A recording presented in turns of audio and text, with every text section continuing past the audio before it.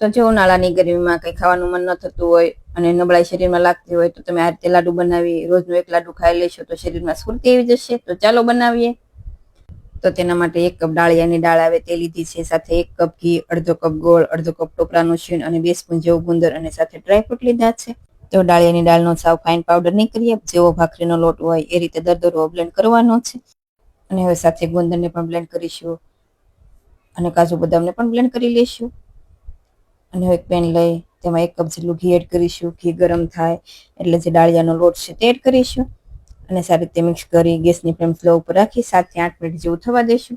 એટલે લોટ છે તે સારો શેકાઈ જશે. અને આ લોટને વધારે નહીં શેકાવા દેવાનો, કેમ કે ડાળિયા છે તે શેકેલા જ હોય છે, એટલે આપણે 7 થી 8 મિનિટ જેવું શેકવાનો. અને હવે તેમાં ગુંદરનો પાવડર બનાવ્યો તે એડ કરી સારી રીતે મિક્સ કરી 2 થી 3 મિનિટ માટે થવા દઈશું અને ગેસની ફ્લેમ સ્લો જ રાખીશું, એટલે ગુંદર છે તે પણ સારો ફૂલી જશે. અને હવે તેમાં સૂકા ટોપરાનું છીણ સાથે કાજુ બદામનો પાવડર એડ કરી સારી રીતે મિક્સ કરી 2 મિનિટ માટે થવા દઈ ગેસની ફ્લેમ બંધ કરીશું. અને હવે મિશ્રણને નીચે લઈ તેમાં અડધો કપ જેટલો ગોળ એડ કરીશું. તો અહીંયા આપણે 1 કપ ડાળિયા તો તેની સામે અડધો કપ જેટલો ગોળ એડ કર્યો છે, પણ જો તમારા ઘરમાં ગળ પણ ઓછું વધુ ખવાતું હોય એ પ્રમાણે પણ તમે ગોળ એડ કરી શકો.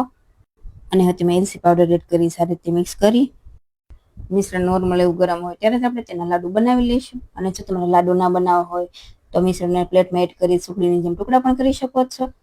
અને આ લાડુ તમારે નાના કે મોટા બનાવવા એ રીતે તમારે બનાવી કોઈ પણ ડબ્બામાં ભરી તમે બહાર રાખી 1 મહિના સુધી ખાઈ શકો છો અને ફ્રીજમાં રાખી તમે 2 થી 3 મહિના સુધી ખાઈ શકો.